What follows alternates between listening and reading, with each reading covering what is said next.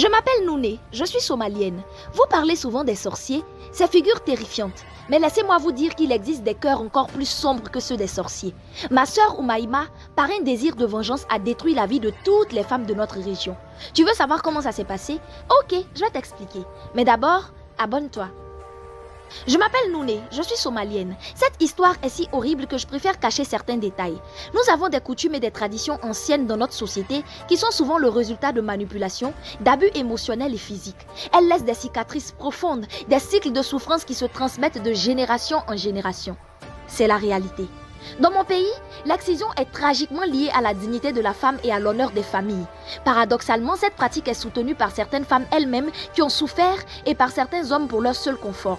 Toutes mes sœurs ont subi le coup de la lame de ma sœur aînée Oumaïma, la matronne de notre famille.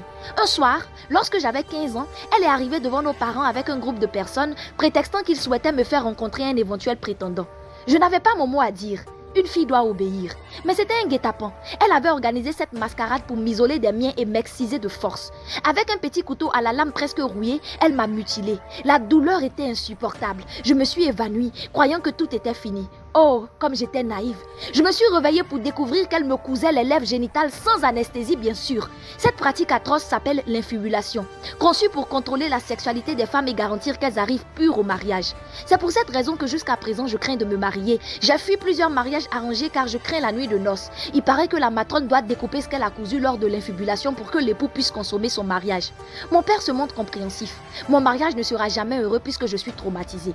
Les années passèrent et en apprenant que mes parents avaient trouvé un mari pour ma petite sœur, j'ai décidé de les avertir et de leur partager mon histoire, car je n'en parlais pas par honte. Mais là, j'ai partagé ma souffrance, mes larmes et mes mots ont touché le cœur de mon père. Il savait que je souffrais depuis ce jour, mais pas autant. Il a décidé que plus aucune femme dans sa maison ne subirait cela. Ma petite sœur a eu la chance de se marier sans connaître la douleur de la lame. Malheureusement, le jour de ses noces, son futur mari a refusé de l'approcher tant qu'elle n'était pas excisée. Ma grande sœur, pleine de rage, est alors arrivée et a coupé tout ce qu'elle pouvait, nous considérant comme impurs. Les cris de ma petite sœur étaient étouffés par les chants des femmes qui célébraient le mariage. À 23 h, Oumaïma avait fini son œuvre macabre. 1 heure plus tard, malgré le supplice que venait de vivre ma petite sœur, son mari a consommé le mariage. La douleur de ma sœur était si intense que ni la musique ni les voix des femmes ne pouvaient couvrir l'horreur. Je ne pouvais pas rester silencieuse plus longtemps. Je me suis levée pour courir vers la chambre nuptiale, mais une femme a arrêté la musique. J'ai crié vers Oumaïma. « Pourquoi es-tu si méchante, grande sœur ? Pourquoi ne te bats-tu pas pour que tout cela cesse? Pourquoi veux-tu qu'on vive la même chose que toi? Si tu as eu le VIH, était-ce notre faute? Oumaïma, ta vengeance t'a tellement aveuglé que tu te caches derrière la coutume pour nous faire du mal. Même nous, tes sœurs, tu ne nous as pas épargnés. L'assemblée était en état de choc.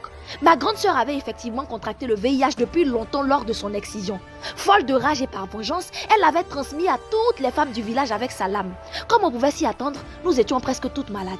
J'ai voulu la traduire en justice, mais la tradition pèse lourd. Mon père m'a dit que je ne devais pas dénoncer quelqu'un de la communauté qui plus est ma propre grande sœur et que Dieu s'occuperait d'elle. Je suis restée célibataire et ma sœur a divorcé de son mari. On nous traite de bâtardes, de femmes impures et d'apatrides. Mais nous restons convaincus que certains liens générationnels doivent être brisés, peu importe le prix. Et nous avons aussi compris une chose, c'est que parfois, certaines personnes qui ont mauvais cœur se comportent vraiment comme des sorciers. Ce que tu n'as jamais vu, faut pas dire que ça n'existe pas. Toute ressemblance avec des faits, des personnages existants ou ayant existé n'est pas du tout le fruit d'une pure coïncidence. Ah, madame.